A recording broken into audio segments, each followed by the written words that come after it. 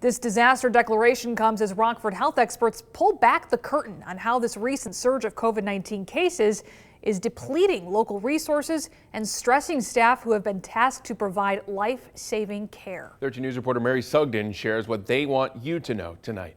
Swedes Surgeon-in-Chief Dr. James Cole is ex-military, but finds himself on a different battleground, ensuring his hospital has the resources it needs to fight COVID-19. It's essential that we do something to stop this massive surge of COVID-19. In roughly the last 3 weeks, Dr. Cole says cases have shot through the roof. As I thought we had it bad during the late April-May peak, when we felt that we were pretty challenged, and we were very challenged, we're twice as bad as we were at that time. We have twice as many COVID patients in our hospital. OSF St. Anthony says it's also seeing a significant increase of cases, impacting its frontline workers.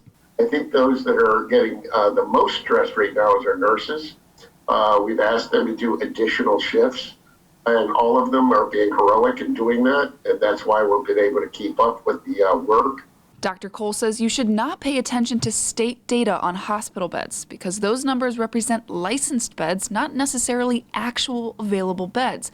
Stressing if beds are available in Cook County, that's of no help to patients here in Winnebago County. He says hospitals are working around the clock, adapting their hospitals to maximize their resources. We actually have created bed spaces where they never existed before. We are actually in the process of creating open bay wards in our conference rooms with disaster supplies from the state that are going to be here sometime today. We need to protect our critical resources that we have and conserve and use them to the best of our ability in the most appropriate manner. Nobody wants to have to say, I'm sorry, we can't provide that care to you today. You need to go home. So in order to protect those resources, all of these health experts urge you to take precautions to stop the spread. Everybody understands that if they do their part, the number of cases drops. Do your part. Hand washing, mask wearing, and social distancing.